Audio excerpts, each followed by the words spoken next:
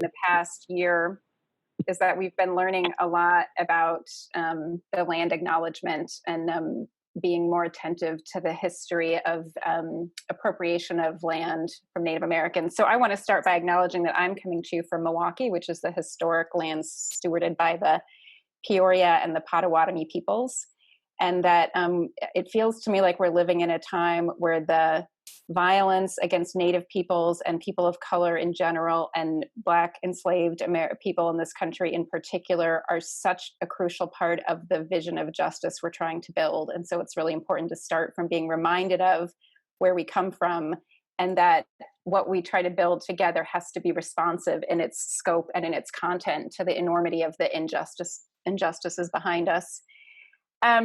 So you're here for this webinar. This is an uprising, how labor leaders are stepping into this movement moment. And I think it's important before we dive in to just remember how we started this webinar series, which is that way back in April, when the COVID crisis had really just begun to capture, like really transform our work, the lives of our members, our economy. We were really just in the early stages of experiencing and understanding that. So we envisioned doing a series that would tap into the enormous challenges of being a leader in this moment. And you recall for each of the webinars we've done has corresponded with one of the themes of the NLLI curriculum, which are personal mastery, organizational leadership and organizational change, and movement leadership. And our thinking at that time, and which I think it persists, is that the pandemic laid bare an interlocking set of crises that are enormous in their scope, and that all of us were actually working on in some way before, but the pandemic really brought them into clear focus for the rest of the world. So those at a minimum, I'm going to name some, and anything I name means I'm probably missing a really important crisis that we're all coping with. But the ones that feel very present for me are the crisis of inequality, the crisis of democracy, which we see in voter suppression, in corporate money in politics, and in the way that our political system hasn't responded to the moment at the scope and scale required. The crisis of racism and white supremacy, which obviously informs inequality and the crisis of democracy. And also the crisis of racism and white supremacy includes the humanitarian crisis at our southern border and the overall challenges of having a nonsensical immigration system that targets immigrants of color in particular, and the climate crisis. And those existing crises that all relate to each other were then overlaid by a public health crisis, which you can imagine would have been a completely different experience if we weren't already coping with a crisis of inequality, a crisis of democracy, a crisis of racism, right? Like those dynamics informed how we experience the public health crisis of the coronavirus and also the reaction.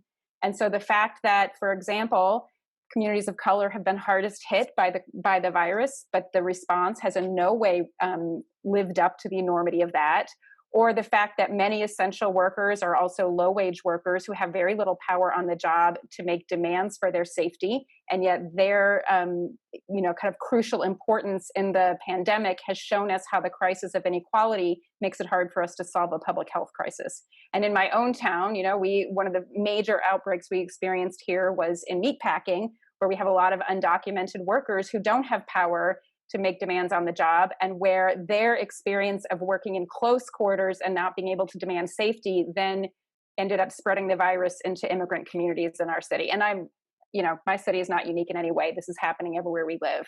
So these are the larger crises that we started out to create a space to try to understand, what does leadership mean in this moment, and how does our community help support each other to be leaders at a time when we face such a tremendous set of challenges. And then on May 25th, the Minneapolis police murdered George Floyd. And this came very soon after the murders of Breonna Taylor and Ahmaud Arbery. And frankly, for whatever reason that these police murders and vigilante murders of unarmed Black people sprung into the public consciousness in a way that others have been less powerful at creating that, I don't know why that happened, but I can say that in every city, you probably have people in your community that have been killed by police whose names aren't part of the public record. And I feel compelled to just say that in the time I've lived in Milwaukee, the names are Dontre Hamilton, Sybil Smith, Jay Anderson, Antonio Gonzalez, Alvin Cole, and even a few weeks ago, Joel Acevedo. And these are all murders that have not been met by justice. So what we have seen is a set of uprising in the streets that feels powerful. To me, it feels very different. It feels like something that is calling forth the understanding of all the other crises I've mentioned and how much they connect to the additional crisis of the over policing and police brutality. And now, in response to that, we're also seeing the criminalization of protest, police escalation of peaceful protest, and in my own city, arresting and locking up protesters with what seems to be no legal basis. So this is the moment we're in. And the things that we initially started this webinar series to talk about seemed powerful and important enough to spend time on. And yet, even in the time that we've been organizing the webinars and getting you all to come and sit with us and have a conversation, it's almost as if each week there's another layer that's added that is itself a profound and deep challenge to movement leadership. And there's really no way, I think, to look at this moment without feeling called to lean into our movement leadership. It's not possible to solve whichever piece of this crisis you might have thought at the outset was the issue that you're called into. We can't solve any piece of it without a very strong and powerful vision, without a stronger and much more powerful movement. And I can't see a way to take on any of it without taking on all of it. So there may be a particular entry point or starting place that allows our organizations to move into this movement moment. But as soon as we move into it, we're confronted with this interlocking set of layers of crisis, and that we have to be operating on all fronts at once.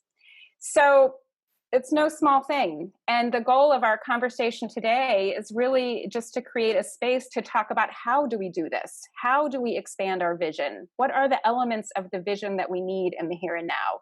How do we tap into our courage? I'm seeing this tremendous amount of courage on the streets, and I want us to match that as leaders with the courage that we bring to take tremendous risks in terms of building the relationships that we need and pushing for the changes that really matter right now.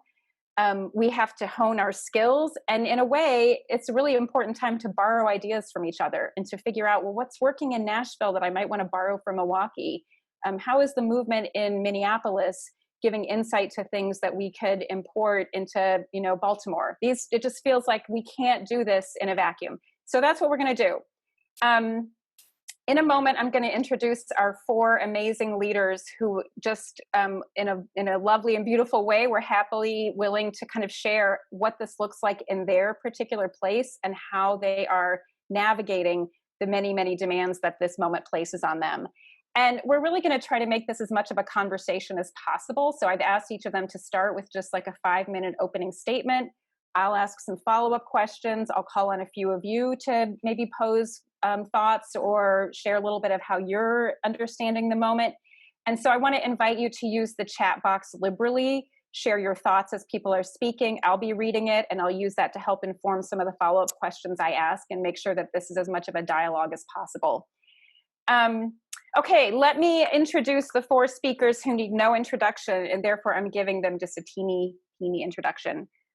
So they are Chelsea Glaubitz-Gabio, who is the president of the Minneapolis Regional Labor Federation, Hani Khalil, executive director of the Texas Gulf Coast Area Labor Federation in Houston, Vonda McDaniel, the president of the Central Labor Council of Nashville and Middle Tennessee, and John Cartwright, the president of the Toronto and York Region CLC. And I want to just say a little bit, in case it's not obvious, about the critical importance of these four places and why it's interesting to start from them. So obviously Minneapolis is the place where George Floyd was murdered. People may or may not know that he actually is from Houston, and that there was a huge amount of movement in the streets around the memorial service and other ways of marking his life.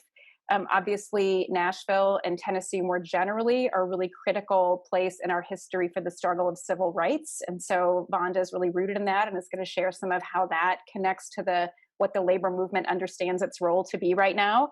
And John from Toronto, I feel like the Canadian experience could be really powerful for us because the Canadian government has responded to the crisis in such a different way. And that has opened up possibilities for Canadian leadership that we might not see, because we're really rooted in like the minute by minute advocacy for members and people in a way that the Canadian government's response has maybe given the labor movement space to think in a more visionary way about what's ahead. So John's going to talk about that.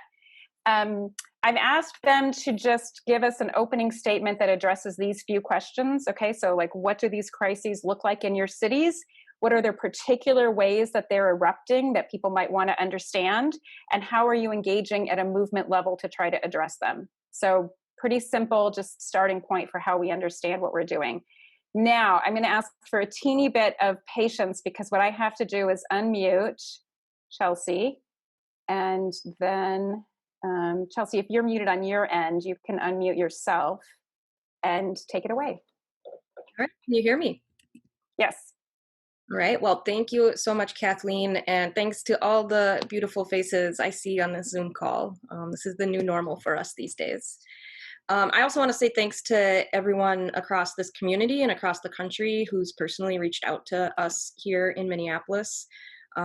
As you all know, it's a difficult time for everybody, and I'm just so thankful for the leaders across this country who are here to help us think through this.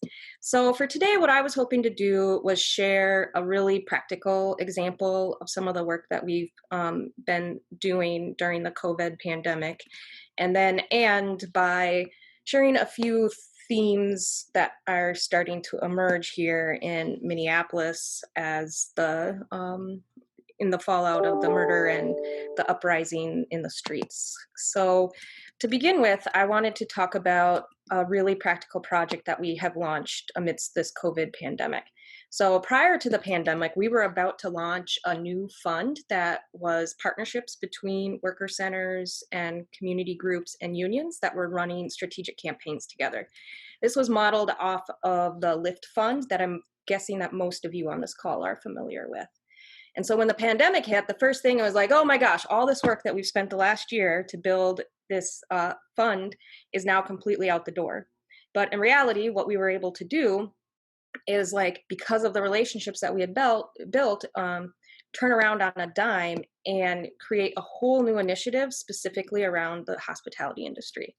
Hospitality industry is 1 in 10 workers in our region, more likely to be people of color and immigrant, the first to go out, and likely are going to be some of the last to come back. And so we built this really strong network between the worker centers and the unions to set up a relief fund that pretty much tripled the size of our nonprofit and just like completely spun our nonprofit around to support this work. It's a combination of direct grants and it's for both union and non-union.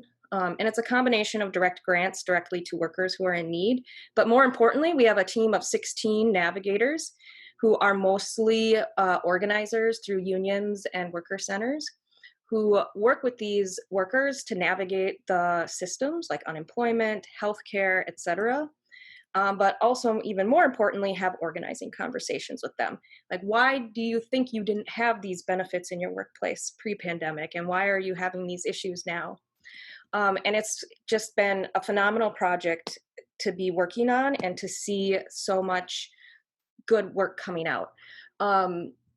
A testament to the success is, like, one of the workers who contacted the fund to solicit help decided to volunteer and is now actually on almost practically as in a formal navigating role. And we're hitting the right people. It's strategic. 90% of the people who are coming to us in this don't have access to unemployment insurance. And these navigators are churning out organizing leads. After George Floyd was murdered, we went back through the list and contacted all of these folks who've been through our fund to see if they needed additional resources or things like that. Some of the hardest hit communities in Minneapolis are now major food deserts amidst this pandemic. And so we see this project going full circle all the way to the end of the year, and then being what we had originally set out to be, a permanent fund and strategy to bring unions, worker centers, and worker groups together to organize campaigns. And just yesterday, there was a huge mobilization at a distillery in Minneapolis for union recognition. And a lot of the folks that were a part of this work were able to just like go right into that. So we've had a lot of success with these industry-wide strategies amidst the pandemic. We've done a lot, like all of you, but it seems like this is the space where we've gotten the most traction and actually felt like we were doing something powerful, not just convening information. And so moving on to how are we coping after the killing of George Floyd and everything that's happening. It's clear that nothing in Minneapolis is ever going to be the same again. And for myself and others, the most important thing right now is that this isn't just a moment about making statements. I've seen a lot of really strong statements coming out of unions, things that wouldn't have happened 5 years ago. But this is really a moment about changing the trajectory of our work. And it's hard to reflect on it right now because we're in the middle of it, you know, like it's hard to say, this is what we've done over the last 3 weeks. But the areas that I would sort of lift up as the trends that, and we can probably get into this in the Q&A a little bit more. The biggest challenge is not othering what's happening. As a leader and others, I even catch myself sometimes saying, well, that's a community issue, or why are we asking about police funding in our questionnaire? You know, so like really trying to figure out what is the language and not just the language, but how do we not make this an othering issue? It is very clear that young people are the voice of this movement. They are the future of our labor movement. They are the ones leading on this. And so how can we, in a meaningful way, rearrange the way we think about young people in the labor movement, not just having like a young worker advisory committee, but like how are we going to center their voices in this moment? You know, I think about the people that are coming through that hospitality fund that I just mentioned. They're diverse, they're young, they're the future. They're also the ones in the streets right now, leading this movement. We need to be optimistic about the future that we want, because it's really hard it's natural to go out there and just be critical of the police or critical of everything that's happening. But if we're not painting a vision for the future, those out there that are talking about law and order are just going to sort of like win. So how are we articulating that future? And then finally, the last thing that I'll say when I talk to our community, at the end of the day, it's about the everyday interactions that need to change. It's not about, you know, the big splashy statements. And I mean, they are important. They are important, yes. But they just want to, like, our members want to feel valued in their union. They want to feel valued in their workplace. And hopefully this moment really starts to change some of that for folks. And with that, I'll wrap up. Thank you. All right, thank you, Chelsea. I'm going to turn to Hanny. Hanny, I will unmute you if you're muted on my end, but it looks like you're unmuted on your end, so go ahead. Yes, can you hear me? Yeah. Okay, great. Hi, everyone. It's good to be with you. Good to see everyone from the NLLI network and see some old friends and meet some new ones today. I guess where I want to focus the conversation is just share a little bit of our experience in Houston with the pandemic and how we're responding to that, as well as the racial justice uprising. I want to talk a little bit about some of the context and really, I think, like Chelsea, focus quite a bit on some of the work we've been experimenting with, and that's really what I think it's been, and try to maybe pull out a couple of key points that we're learning. First is, if you're not that familiar with Houston and the Texas Gulf Coast region, Houston is the 4th largest city in the country. We have the 3rd largest county in the U.S. Our population is a majority minority population. Our labor movement is small, not surprisingly, for a right to work state, where we only have 4% union density in the state, and similar here in the Houston area. But in addition, most public sector employees, like myself as a teacher, are denied the right to collectively bargain. When the pandemic hit, most of our members were in essential industries. And so I think a lot of our focus certainly was on fighting to ensure health and safety protections for all of them. At the same time, some of our industries were hit really hard. In particular, our hospitality and downtown entertainment sectors were not essential industries. So Unite Here has lost almost their entire membership. and as has been the case for IATSE, quite a few for SEIU. But on the whole, most of our members are working, and I think that also reflects where the labor movement is historically concentrated and where we haven't grown in the way that we need to. So let me just start a little bit by talking a little bit about how we tried to respond to the pandemic and then integrated a response to the racial justice uprising. So in responding to the pandemic, I think we really drew upon our experiences with Hurricane Harvey, where we were operating from a couple of main concepts. First is that every crisis is an opportunity. And so it's an opportunity for us to try to push forward on our structural reforms and our agenda, just as the right wing has successfully attempted to do in other contexts, like after Hurricane Katrina, where they demolished New Orleans' public school system. And then I think the other main point is that the way we win is by developing a social youth movement approach to our work, mobilizing our members to fighting for workers not in unions, not just our own members, building broad alliances where the goals of unions and the community overlap. And so what we did is soon after the pandemic started and we began shutting down, we surveyed our affiliates to find out what the impact has been and to ask them where they thought we should focus. And the guidance we got from our affiliates was very clearly, we need to focus on areas that we didn't necessarily have experience in, like rent freezes, fighting for paid sick leave, which has been preempted at the state level in almost all cities, fighting for expanded unemployment benefits, moratorium on utility shutoff. And I'm glad to say that I think we made significant progress in a few of those areas, like in rent relief, where we were instrumental in winning a $15 million rental assistance program. Again, not the kind of work that a labor council usually does. We helped win a $30 million pandemic relief program at the county level. And we've gotten a seat on the county's newly created Housing Stabilization Task Force. Another major focus of our work has been trying to win work-safe reopening guidelines. We have succeeded in getting the county to issue work-safe rules to protect the health of essential construction and grocery store workers. But in our context where the governor has been, trying to really limit the power of local counties, they're mostly guidelines, and we're working to fight to implement as much as we can of that.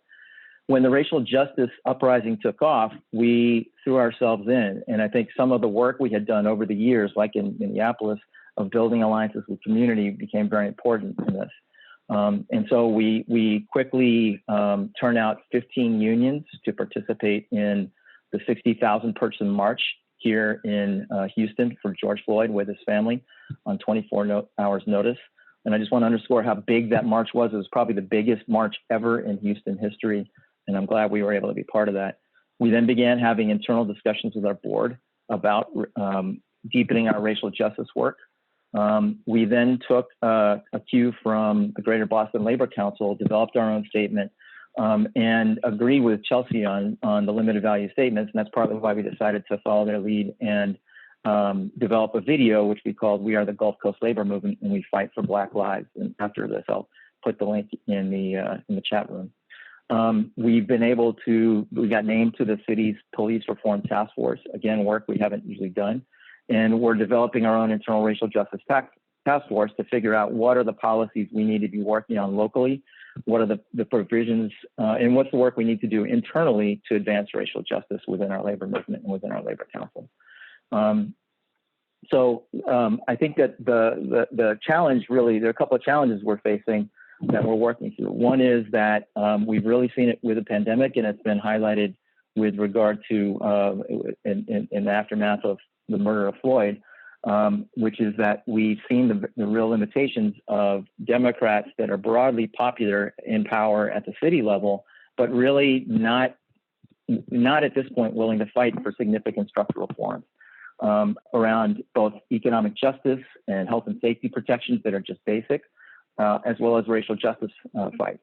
Our mayor, for instance, had a task force a couple of years ago on criminal justice reform that has enacted almost nothing from that agenda. So we're learning more about how we use our power to move an agenda forward against opposition. And I can talk more about that, but I think it's been the work to build relationships and coalitions with organizations outside of the labor movement has been key for the long haul. And we're just going to keep developing that and making that a high priority for us.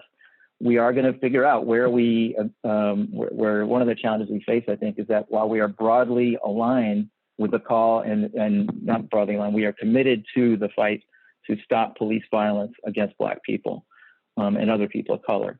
The challenge I think we face is in a low density context where public sector employees, very few public sector employees also have the right to collectively bargain. What do we want to push for? Where do we want to challenge? How do we push for transformation of the police, potentially leading to intervention in the police contract without weakening public sector collective bargaining rights for other employees at the city level, many of whom are African American, and then also raising new obstacles for those employees like teachers that don't have bargaining rights. So those are some of the challenges we're grappling with, and I look forward to having more conversation with everybody about it. Thank you, Hanny. I want to say that I watched the video after I was talking with Hanny a few weeks ago to prepare for this, and I was so moved by it. So I really, Hanny, I hope you will put the link into the chat box if people haven't seen it to watch it. And of course, a lot of our organizations, hopefully all of our organizations have done a statement of some sort, and the process that we go through to come to the statement is in certain ways as important as what the statement says. It's how do we align our views? How do we engage our people in a critical conversation? But there was something about that video, union members and leaders, their bodies, their kind of embodiment of leadership speaking that statement. It just really, I felt like it was a whole other level of how we show what it means for union members to be for Black lives. So thanks for sharing that. Please put it in the chat box, and I'm going to turn it over to Vonda. And Vonda, yep, you're unmuted, so take it away.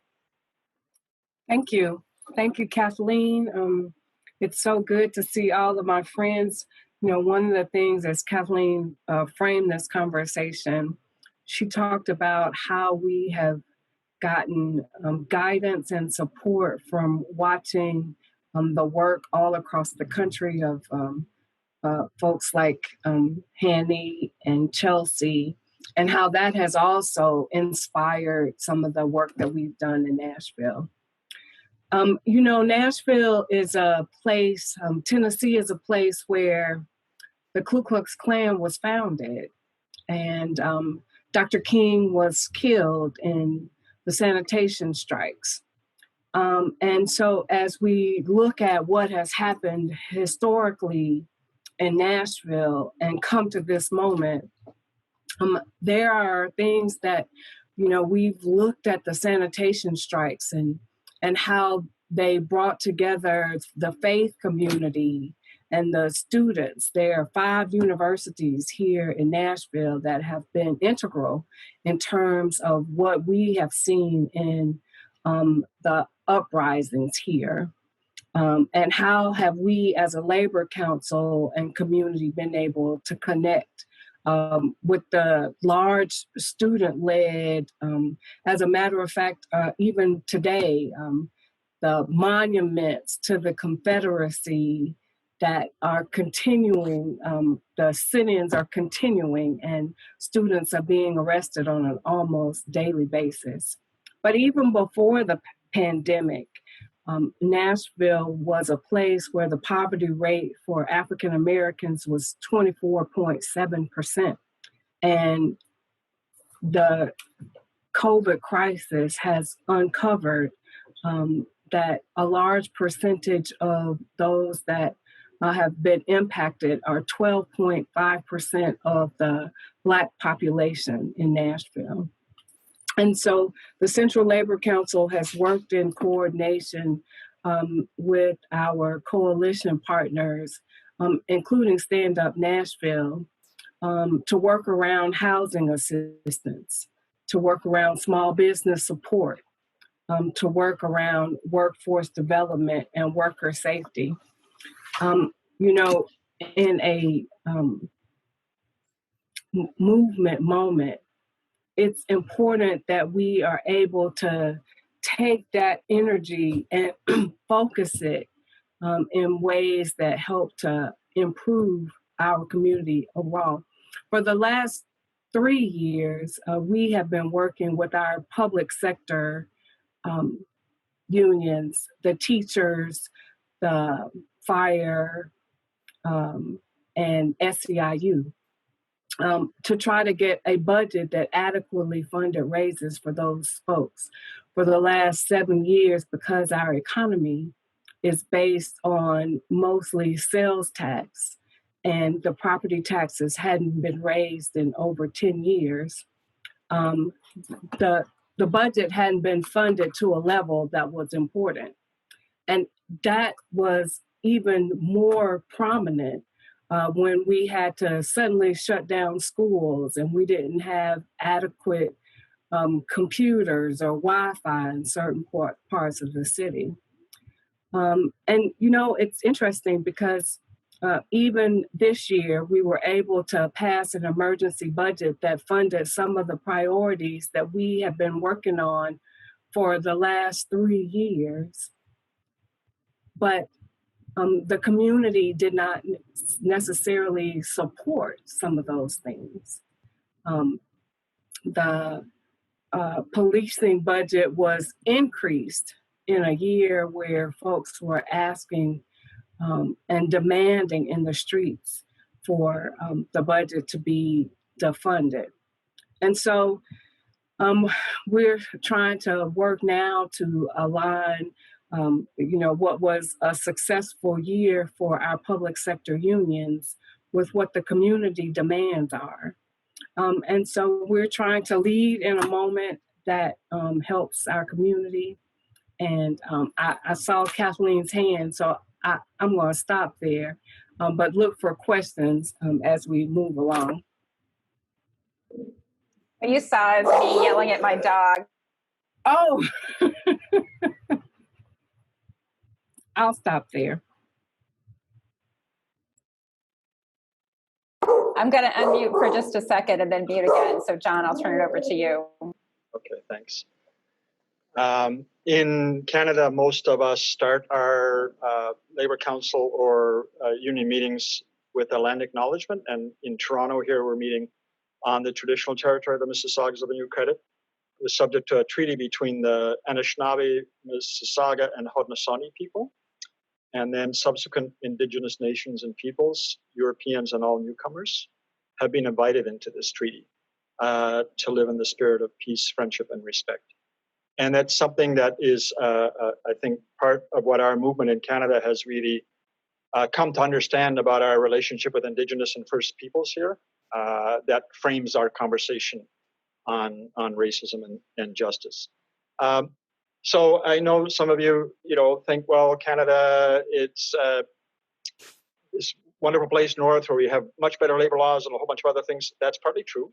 We have a 29% unionization rate in Canada, which means that we have much more power to engage in the public political role. 3 out of 4 of our officers of the Canadian Labour Congress are leaders of color.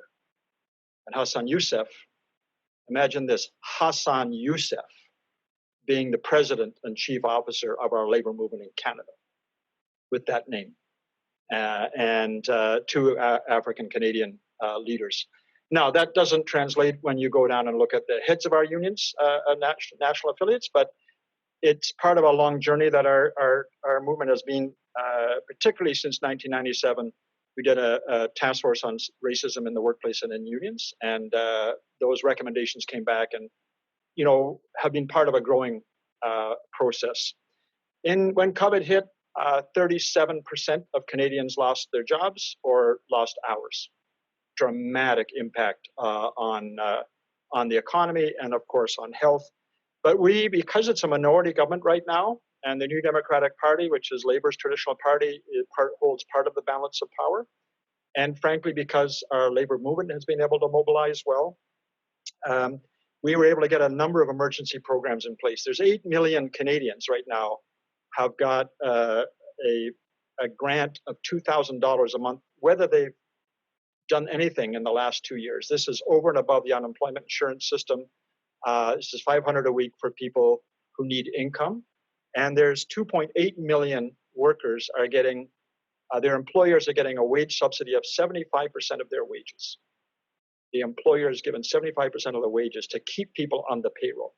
So these have, just talking to Kathleen and others, these are really, quite significant means we're not fighting, a minute to minute for some of the basics around people's income, although there's still lots of stuff that's got to be done. Our crisis has been really, on the health side, has been in the long-term care sector. 81% of Canadians who've died in COVID have died in long-term care homes. And a large part of that is because of the huge privatization agenda and the profit-taking of companies that are cutting corners, that are dramatically undervaluing frontline workers, PSWs and others, most of whom are racialized women in our system. And that has led to a huge demand to get profit out of the long-term care system, our labor movement all across the country demanding, special inquiries into that, but also that we get rid of all profit companies out of our long-term care health. We have the great example of British Columbia, and we've got a couple of sisters from BC on this call, where the new Democratic government took over the entire workforce in long-term care and said they are now being paid as public servants with union wages and benefits, and they are only working in one space, and that's the law. And that's an example to all the rest of us. If you could imagine robust responses to this. But the other one, of course, is migrant farm workers. Most of Canadian food is harvested by migrant farm workers from Mexico, from the Caribbean, from elsewhere, and we've now had a number of deaths and thousands of infections amongst migrant farm workers that are in our locations. So as our movement responds to this thing, we're looking at a just recovery for all. We've been working with many civil society organizations. There's a statement that over 200 organizations, including the Canadian Labour Congress and our Labour Council, have endorsed. It's at justrecoveryforall.ca. And we're able to point to that, including, safety first behind everything, instead of, unlike some places where the corporations are demanding everything reopen right away. Safety is first. It's deeply rooted in equity.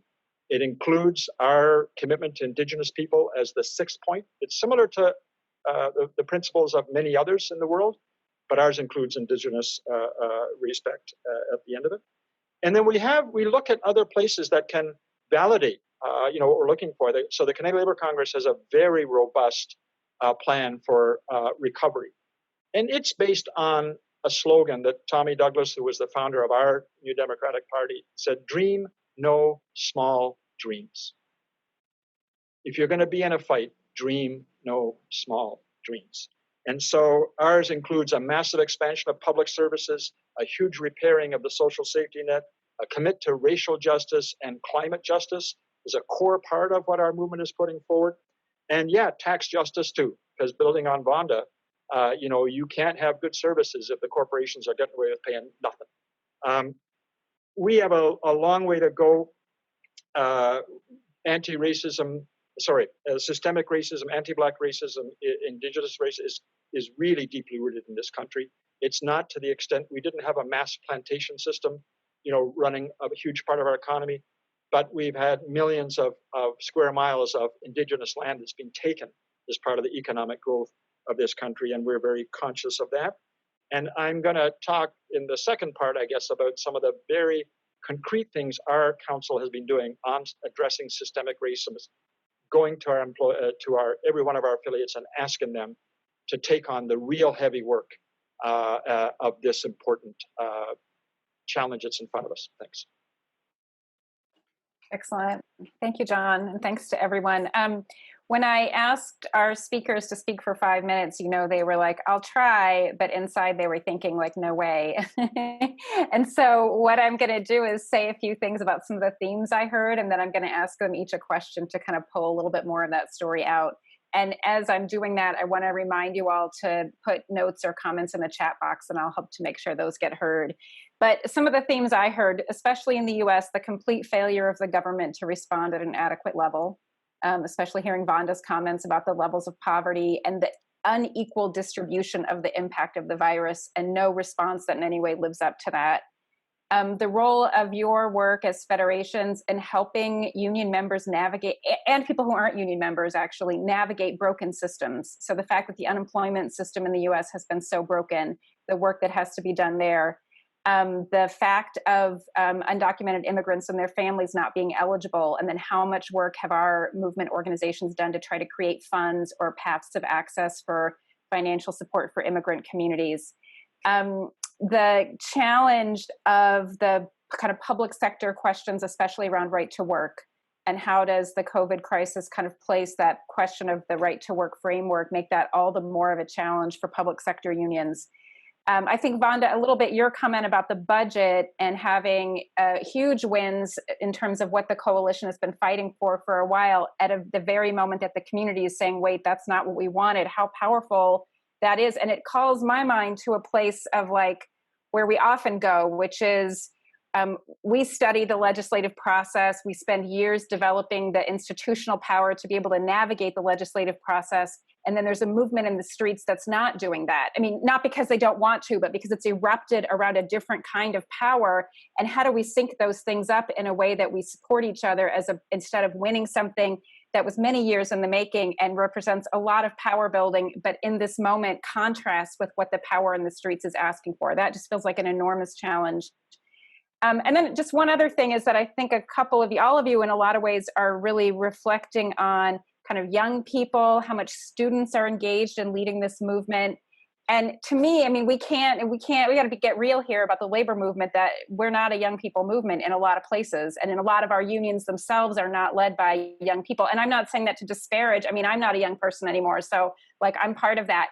But how do we connect with that movement and help young people who I see in my own city are doing like just amazingly courageous things and raising a vision of how the world should be that we haven't had a space to think about before, and fighting for that?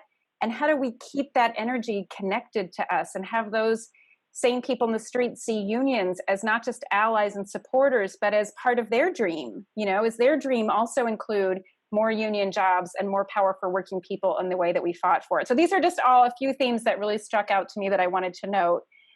Maybe by way of like a follow-up question, I want to start just by coming back to something that Chelsea was saying around how we have to look inward, and that the statement is not the only thing, you know, which really speaks to me that yes, statements are important, but what are we doing to actually transform ourselves from within in a way that speaks back to what the movement's demands are? So what I wanted to do, Chelsea, is start with you, and we'll just go around again. I'll kind of like slightly tailor the question for each of you. But I wonder if you could tell us, like, first of all, is there like an anecdote where your vision and what change you want to make was kind of made clear? And that could be either something where you're working with, you know, a plan you want to put into place and you have union leaders saying no, and like, how does that tell us something about what we're navigating? Or you had another anecdote you shared with me where members who are leading on these issues don't even feel like their own movement is listening and speaking to them. So is there a story that you can tell that helps ground us back, and like, what is that internal work? And how do we do it in a way that isn't denying our responsibility to what's going on in the streets, but actually getting us to be better allies to step into that?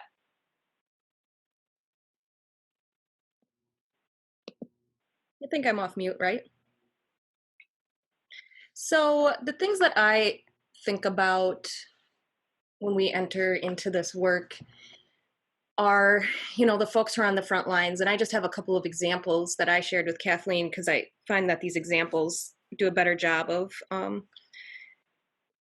shining a light on things that need to happen. So there's a union member who is super active in her union, really active with her statewide organization, very active with the Minneapolis Regional Labor Federation, rank and file, sits on all kinds of committees, spends hours and hours and hours on Zoom calls working with us, and just like really being present. And after the George Floyd murder, you know, she had brought a resolution to her union leadership to talk about racial justice. And that union leader sort of basically dismissed this request, and not because of, and it wasn't even that it was about economic racial justice. That wasn't the reason for dismissing it. It was more like, I don't have time for this. This isn't the way we're going to go about this. Here, go talk to this person. And the thing about that situation was that this person who gives so much of their time just just felt so devalued by their union.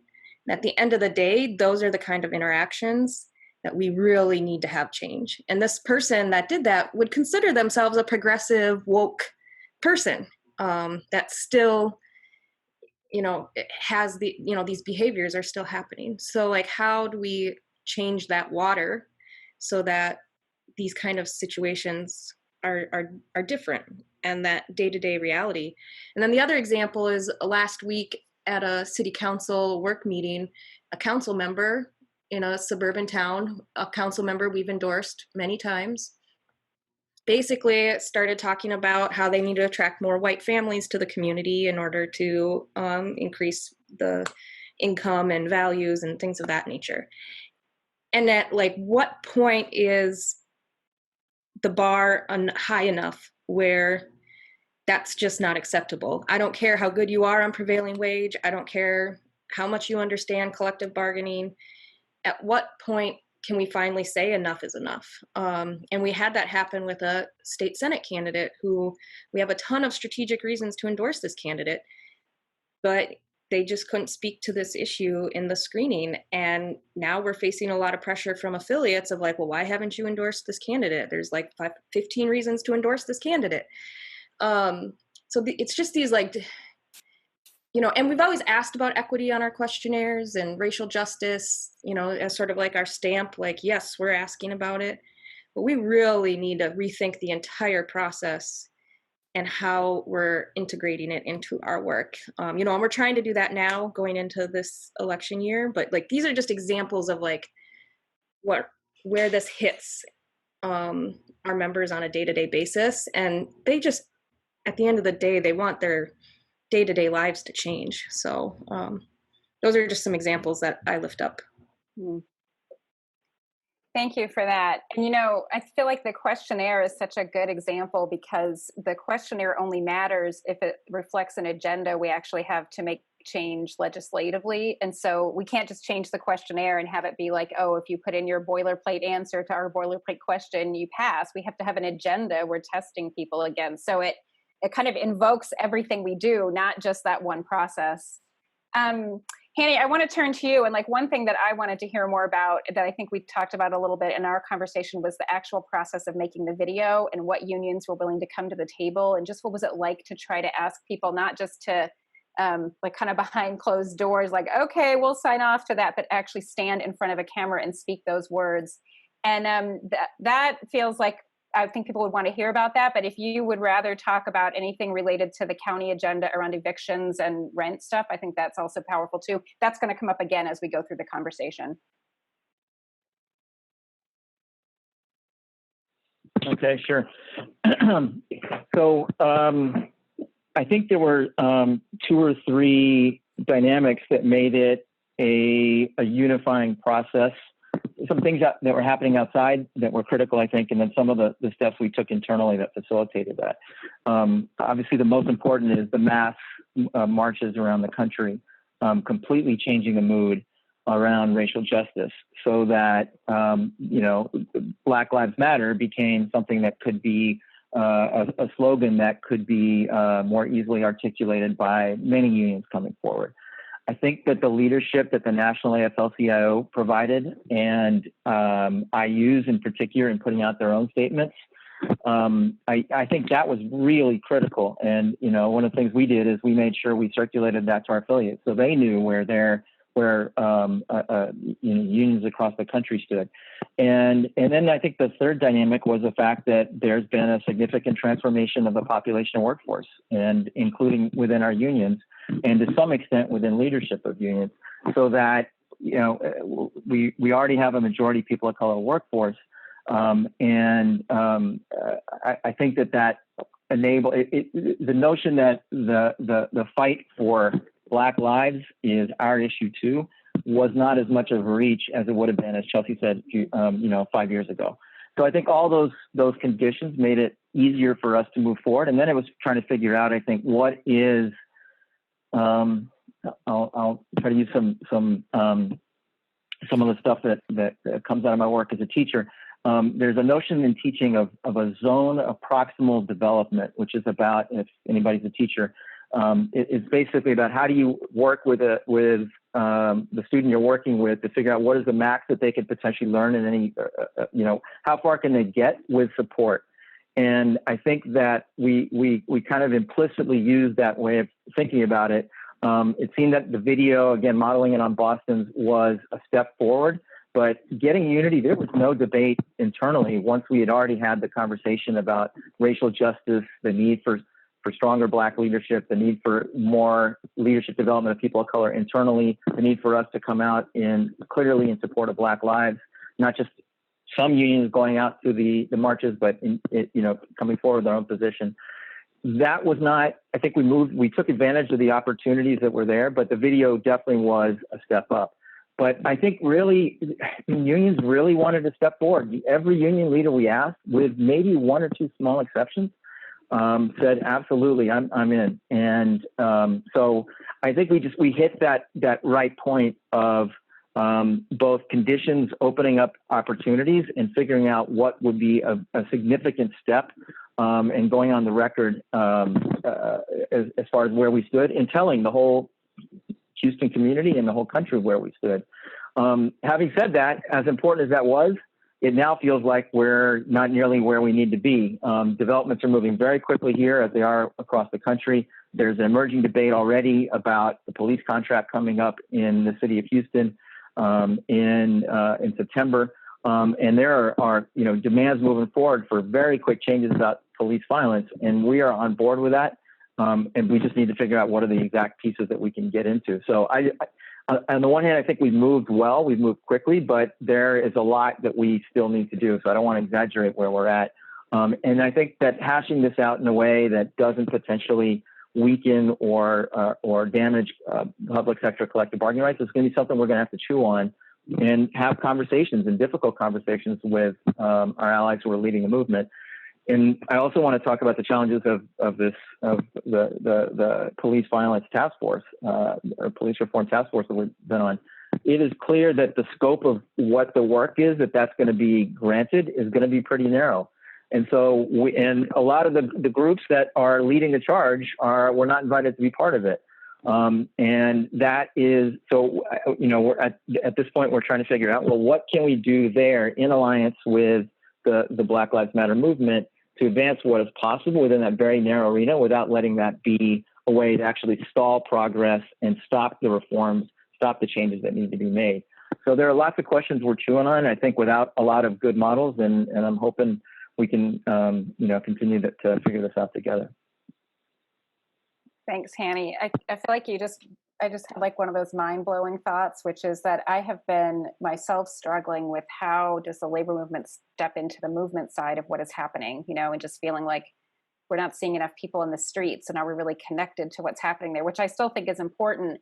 But your comments, and actually Vonda's comments earlier about the budget process, are reminding me that some of our power is institutional. And one of the best things we can do is make our ability to navigate institutions and to understand how to make change in these formal channels more available to access by that movement that is in the streets. And so maybe that's part of how we have to think about what our role is in this moment. And it's not to only be out there like, we're not going to take the rubber bullets alongside every protester, although I feel like we should be doing that, but also like making sure that our institutional savvy and how we've built power in those settings, like for example, in a reform task force or what have you, is speaking from that place.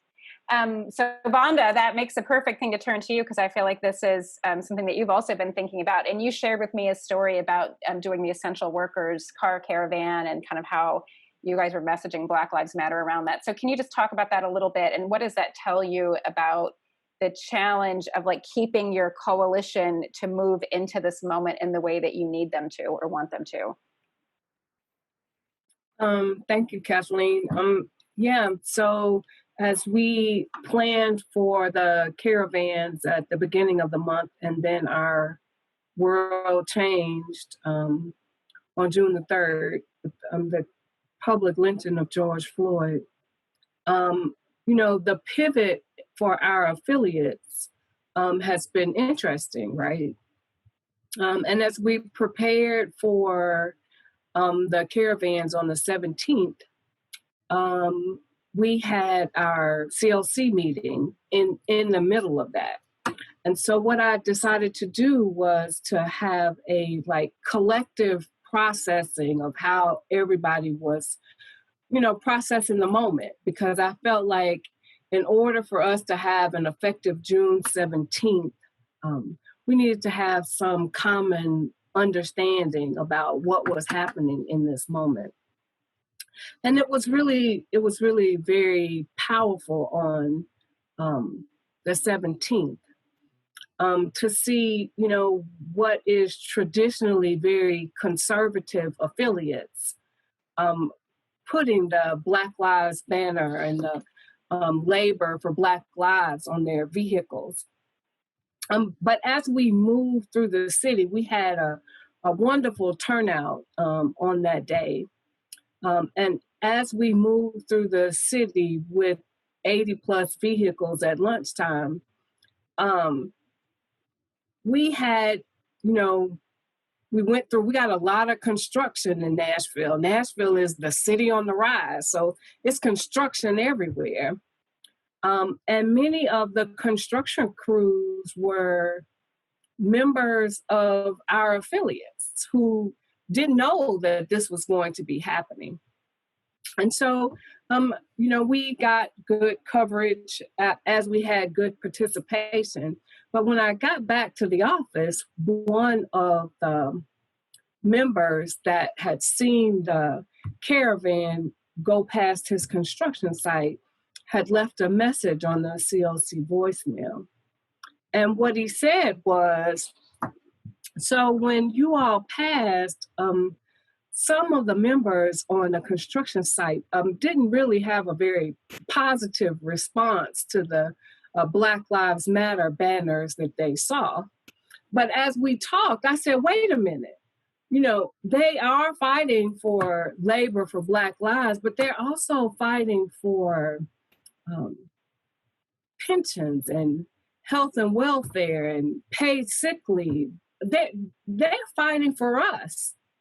And so he convinced some of the folks from his work site to come downstairs as the procession passed to, show their support. And so that convinced me that the education process is not just about in the South, where we have very low density, to have such a showing of union solidarity and power was very meaningful. But also showed what can happen when peers have conversations around, what is happening in this moment. And so, as I shared with Kathleen, I feel enormously optimistic about what this moment can do, that this is definitely the second Reconstruction. And we have the power in this moment to shape a different kind of path forward. So, yeah, the caravans were very exciting. And I feel like that it's the impotence. If we continue to keep that kind of energy in the streets of not only changing what's happening in our city halls and our governor seats, but also what's happening in our union halls. So thanks, Kathleen. Yeah, that's great. And it speaks to me in part to the importance of leadership, because if we don't step out, we don't create the possibility of other people across our movement stepping into the space we create and being able to articulate their responses back and be persuasive to their coworkers. And so how do we not shrink away from that, even though it can be very scary and require risk taking? Yeah. Right. John, I want to just pivot slightly and get you to just give us I know this is really cruel what I'm about to say, but can you give us 2 minutes of what are one or two lessons learned from the efforts to make racial justice more of a cornerstone of the work that you guys do? And my understanding and feeling is that in the Canadian labor movement, this is an effort that has much deeper roots than in our movement. And so you started earlier on with maybe a more integrated and transformational set of ideas about how racial justice could fit into your agenda. And you've learned some things, and especially to have Chelsea say, we need to look inward and change who we are. not just what we're saying outwardly. I feel like you have a lot of insight into like what you guys have tried to do and what things have worked more and gotten you progress and what things haven't worked. So can you just give us a couple of thoughts about that? Sure. It's uneven across Canada. So we are the largest labor council in the country. We're 149 years old. And back in 1947, we created the Toronto Joint Labor Committee on Human Rights that was created by Jewish and Black trade unionists after the horrors of the Second World War and the determination to really do stuff. So they helped win some of the first legislation against discrimination in employment in North America, back in the late 40s. So we can look back at that and, and say we're inspired by our ancestors in a certain way. But the thing that I found is the toughest is intentionality and accountability. And, I went across Canada some years back on a task force on labor councils, part of the Canadian Labor Congress, how do we strengthen labor councils across the country? And I came back and I said to one of my key staff, I hardly saw any faces of color in those rooms when I went across this country. And whereas in Toronto, half of us are folks of color, but also a lot of our movement as leaders, as some people have said, leaders have moved up and that's the case. So the question is, how do we provide the tools for unions that are struggling with issues around whether it's equity or racial justice to do this well? And Joe Geronimo, who actually works in the States for a while with SEIU, one of the best labor educators in this country, retired, he helped create something called a leader's guide to strengthen unions moving beyond diversity towards inclusion and equity. And that was in 2014. And the theory was we'd bring somebody from every local union a local union from each national would choose their best local. They thought they could take that work and deepen it and go. And then they would do a workshop and go back and model it. And once they got it figured out, that would happen in those unions. Most of the national unions did not respond. And you can take it why? Because it's really hard work. And so we had some killings in our mosque a couple of years ago, and it really shook the people of Canada. We don't have mass shootings the way you do down there, and we realized we had to look at Islamophobia as well as systemic racism in a much deeper way. And we brought everybody in, the human rights leaders and all of our affiliates into a room, said, where are we at now?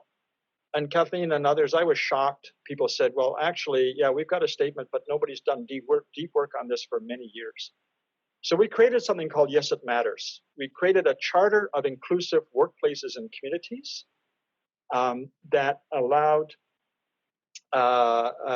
us to have a talking point to move it through. And then we created a plan of engagement, which we drew from the same thing that our women's movement did for 40 years. Like, how do you move this, what bargaining language, equality language, resolutions, and the similarity actually to the health and safety movement years ago. So having accountability and intentionality, I think, is the crucial piece, because people can go through the motions, and it's scary for a lot of folks. But only if we keep going and going and going can we make sure we're going to get the right place. Excellent. Thank you. And I think people should know that John has a much larger breadth of experience in shepherding this conversation than what he could share in this call. And so John, Susan, sharing resources in the chat box. Let's not feel like we have to reinvent the wheel. There's so many tools that John's team has developed and that your leaders have worked through that we could probably borrow and tailor. I want to get a few more voices in here. And so what I'm going to do is just call on a few people that have let me know they have something to say. And then if you want to be in the queue, you just put in the chat box that you're also in the queue. When I call on you, if you can unmute yourself, and I'm not going to spotlight the video, but I think I'll be able to, it'll work for the recording. So the first person I want to call on is Jessica Tang from the Boston Teachers Union. And Jessica, I think you're with us. If you can turn on your camera and unmute and just share a little bit, maybe 2 or 3 minutes, like what are you doing that is in the threads of this conversation? And just sort of like, what's arising for you in terms of the connections with what you're hearing? Sure. So first of all, sorry, this is my nephew. He's supposed to be sleeping, but you know how that doesn't quite work out. So welcome. I have him with me. A lot of things have resonated, actually. I'm sorry I joined late, but I did hear the mention of the Greater Boston Labor Council video, so I put that in the chat there if folks like to see the statement and the video that we did. But, this work has been racial equity work, hasn't always been a focus of our union explicitly. But we did start it about 3 years ago now. We joined a national movement for Black Lives Matter at Schools Week of Action. And we'd been doing this without incident for actually 3 years already. And then this past year really grew in February. And it actually became an issue when the police wrote a letter, which I thought was just to me, but it turned out to be public, and it created a big splash. So I'll share that letter and a link about it, because I think that this is a timely issue for us to talk about within the labor movement. So I'm going to share this, a few things here in the chat. But we have, after the George Floyd incidents, I felt like we had to say something. And so you can read about the article there, and you can see the letter from the police union and some of the struggles that we're dealing with in support of racial equity in Boston. But I realized that the next day, actually, that next Monday, we had a staff meeting. And one of my staff members, actually 2 of them, who actually are people of color, one being Indigenous and one being Black, said, well, actually, my reflection, because I'd given time for our staff to, share and talk about what was on their mind and respond, said all lives matter. And so that was kind of an important moment for me, where I realized just how much we need to do work internally, even amongst our own staff, how deep internalized racism is. And even in the Asian American community, there's been a ton of conversations about how do Asian Americans show up for Black lives, and how a lot of Asian Americans actually internalize racism and respond as if they're white. And that's a whole nother topic. But anyway, long story short, I did issue a statement, which I'm going to share in the Zoom as well. And then a resolution actually too. So actually I'll share the resolution first, because I seem to be able to find that more quickly. Oh wait. And I don't want to take too much more time, but I just want to share these resources, because this, oh, nope, that's not it again either. It's okay. You can share it after you're done. Okay, I'll share it after talking, but essentially we called for all of our building reps and all of our executive board and our staff to attend racial equity trainings. And I hate trainings, the word trainings, because it's kind of like a throwaway thing. Now, if we do the training, check the box and then keep it moving. So it's got to be something better than that. But we also passed a resolution. We've actually engaged with conversation now with some of the school police, and it's a complicated subject. And long story short, we've had to, and we're going to have a forum. We have to have other things that resonated we have to have conversations with our own members. So the resolution passed, which I'm going to put up, and it created huge rift within our membership. And so I'm trying to figure out how we push racial equity and lead and bring people with us without dividing and splitting our union. And that's what we're trying to figure out too with, I think, the GBLC too, of how do we stand with the community and bring our own labor unions along, because the truth is, I don't think any of our unions have truthfully taken intentional time to develop a shared analysis on race. And how do we talk about defunding the police when we haven't even had a shared definition of what defund the police means, and much less to say, what is racism? What is white privilege? We've been doing these very basic trainings over the last workshops at our conferences over the last couple of years, and the response has been very positive, but they've been very basic kind of anti-racism trainings. And we've got to meet our members where they're at. And so that's attention, I think, is leading and bringing everyone together and unifying and using differences to strengthen us and not divide us. Yeah.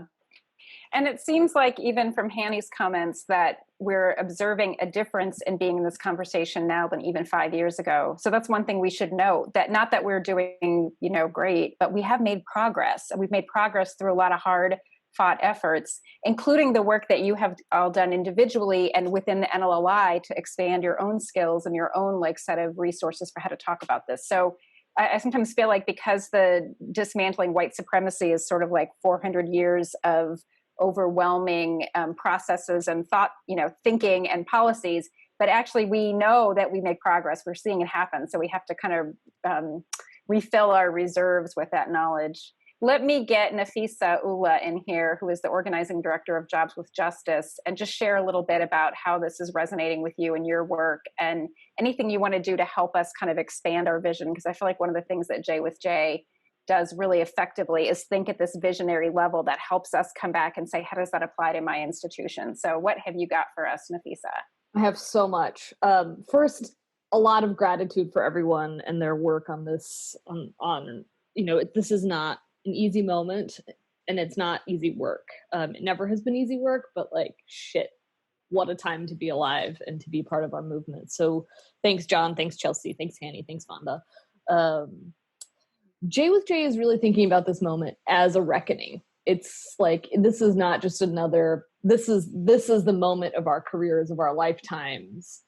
And it's a reckoning not just for Black lives, though very much for Black lives, but for an understanding that the entire foundation of our economic system, of our democracy, of our country, is built on a really ugly piece, like some really ugly stuff. Genocide, slavery, fuckery. I mean, I know this is a Cornell thing, so I shouldn't, but I am what I am. And so if we really are gonna use this moment for transformation, we have to be able to take those foundational pieces of this country, look at them, and see how we can build around them and acknowledge them and move. And so we're talking about it as a reckoning. And what that means is that we have to take a lot of learnings from past movement moments. And so if we think of this moment as a continuation of the struggle for Black liberation that extends to the foundation of this country, but most recently we saw in the civil rights movement, we can see all the things labor did wrong. And we've talked about them at NLLI. We've talked about them all over the place. Like, what could Walter Reuther have done differently in that moment with the March on Washington? It's now we get our moment today to be like, what can we do differently? And I think, so there are a bunch of things we've been doing. And I'll start there.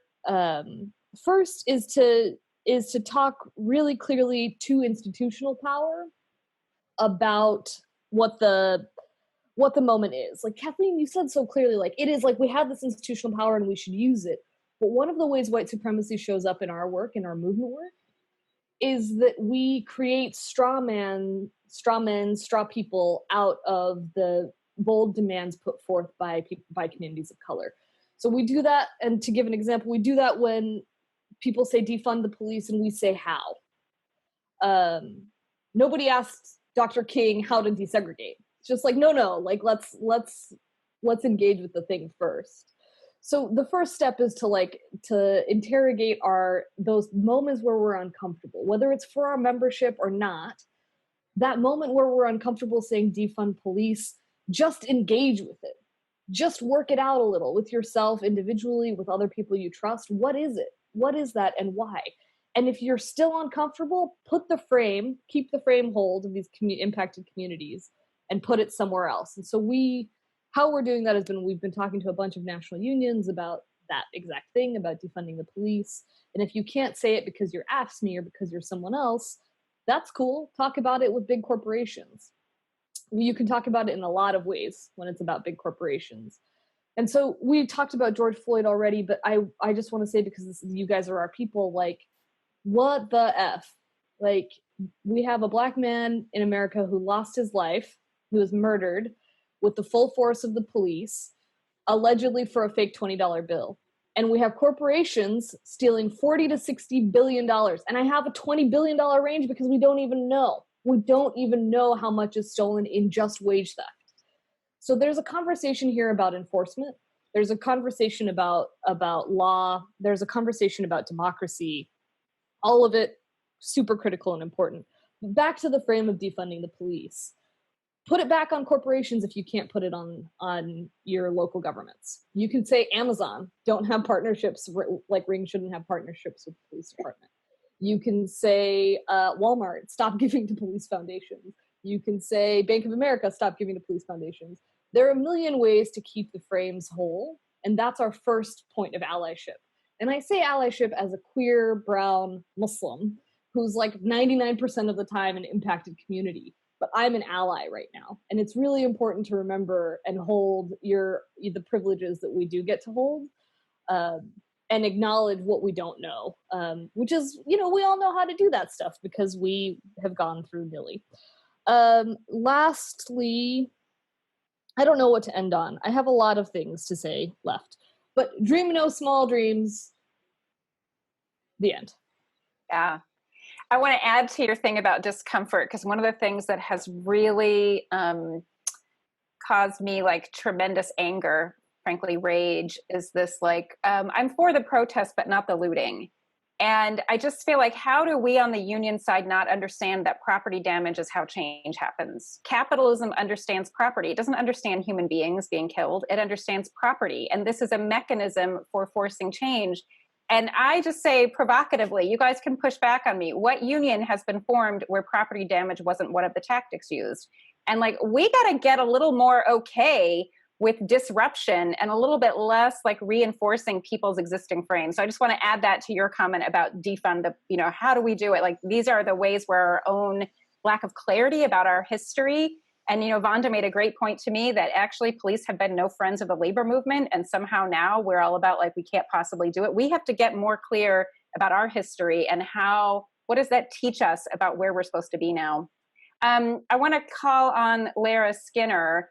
And I think the climate crisis is like this lurking part of all of this that I think we could sort of lose sight of that thread, but it feels like a really powerful one. So Lara, share with us a little bit about how this is landing with you in your work.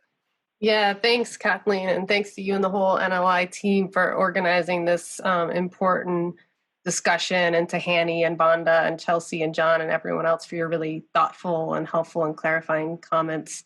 I really appreciate the framing comments that you made at the beginning of this session, Kathleen, and you mentioned climate change as one of the crises we're currently facing.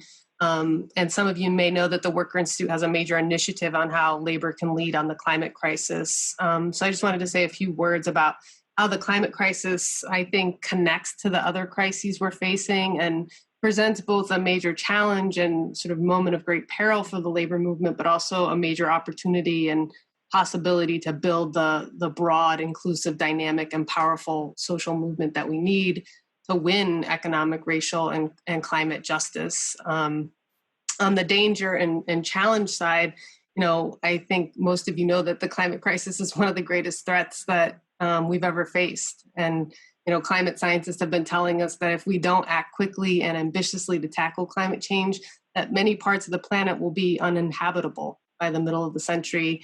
And all of the climate-driven extreme weather events that we're already seeing, like hurricanes and floods and wildfires and typhoons and heat waves and droughts, they're going to get much worse. They're going to get much more intense, and they're going to cause a major loss of life, but also massive economic damage.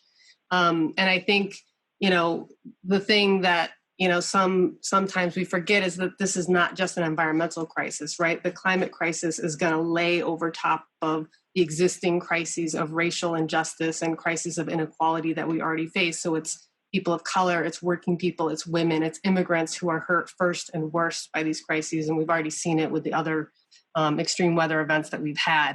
And I think, it's important to remember that, very concretely, Black Americans are 40% more likely to breathe polluted air than white Americans are. Black children are 3 times more likely to have asthma than white children. So very concrete sort of impacts of climate change that we're already seeing. After Hurricane Maria hit Puerto Rico, it killed thousands of people, but it also did $100 billion of damage. It decreased Puerto Rico's GDP by 8%. And after the storm, 40% of Puerto Ricans either had lost their jobs or were making far less money than they were before the storm. So, it's not just an environmental issue. It's really like COVID-19, a public health and economic crisis that gets layered on top of the dangerous crisis of inequality that we already have. And I think more directly related to the labor movement, if we're not active on climate change, this massive economic transition to a more climate-friendly economy, it happens without us. And workers and communities who are connected to the current fossil fuel economy are left behind, and the new clean energy economy will be built without union labor, which will, further exacerbate this crisis of inequality. And then on the opportunity side, I think, a lot of us are seeing this growing climate justice movement, and it's a growing movement of mostly young people, and really often led by young people of color who are saying we have to tackle the crisis of climate change, and we have to do it in a way that also confronts racial inequality and economic injustice. And I just think this is a huge opportunity for the labor movement to join this growing movement that, frankly, we're going to need to win the fair economy, the racially just society, the robust democracy, the economically just economy that we want. And you might have seen that there's now millions of school-age children who are striking on Fridays. They strike school on Fridays because they want action on climate change. And so this is like a growing movement of young people who care so much about the climate crisis and what it's going to mean for their lives. And then I think on the jobs front, it's going to take a ton of work to build the new climate-friendly economy we need. It's major investment in public transit and solar and wind and building efficiency. And it's investing in a lot of the low carbon work and jobs that we already have, like child and family care, healthcare, education, other low carbon activities. So, a major opportunity there on the job side for us to confront inequality by creating union jobs in these new sectors. And I'll just end by saying that I hope you all will check out some of the great work that's happening in New York. There's a new union-led organization there called Climate Jobs New York. I'll put their website in the chat, but they have a mission of tackling the climate crisis, building more resilient and equitable communities, creating union jobs in new clean energy sectors, and protecting union members in this transition and community members in this transition. They're doing some great work, have had some huge victories, like winning a project labor agreement on all of the offshore wind projects that are going to happen in New York in the next 10 years. And I also would give a shout out to a number of folks on this call, folks in Texas, Maine, Connecticut, and Illinois, who are now also working to set up their own pro-worker, pro-union climate jobs agendas and climate jobs campaigns. So I'm happy to talk more with folks about this offline, but just wanted to raise up that sort of thread around the intersection of climate change with these other crises. Yeah, and I'm having a flashback there because years ago I came to this climate retreat that you organized, and I don't know if you remember this, but Ajen Poo came and spoke at the luncheon, and she said, we're entering into a period of mass movement in the streets, and it is our job to lean into that and to help it grow and to help it be effective. And that has resonated with me so much over, looking back to 2015 and then since the Trump election, that we've seen that. And I feel that the climate crisis is one of the things we need to keep in mind. And I don't mean that like as if just keep it in mind, but part of what it says to me in the moment is that we're in a period of disruption. And the climate crisis is like this looming, like massive disruption. And what is the opportunity for us here to make the new world out of that, and not to think that we want the uprising in the streets to kind of go back to normal or to recover normalcy in our work around COVID, but actually to see through these crises, what is the new, more beautiful future we're trying to create. I want to get Al and Jeff to just make a few comments here. And Al, I don't see you, so you have to tell me. There you are. One of the things that we've been talking about on our team is just the way that we might need to understand this moment as of a continuous piece with what's happening at the end of the year around the election. And so I don't know if you want to talk about that, Al, but that feels like a place you might go. And if not, I'll pick that back up after. Yeah, I'll be brief. I sort of feel like there is so much happening, and people made incredible points around the intersectionality of all of these things: health, economy, jobs, race, climate. And then we all know we have this thing happening in 4 months in the US. And I'm not talking about the normal electoral activity. I'm talking about the fact that we are living in a country where mainstream thinkers are positing a question about what happens if Biden wins the election and Trump does not walk out of the White House.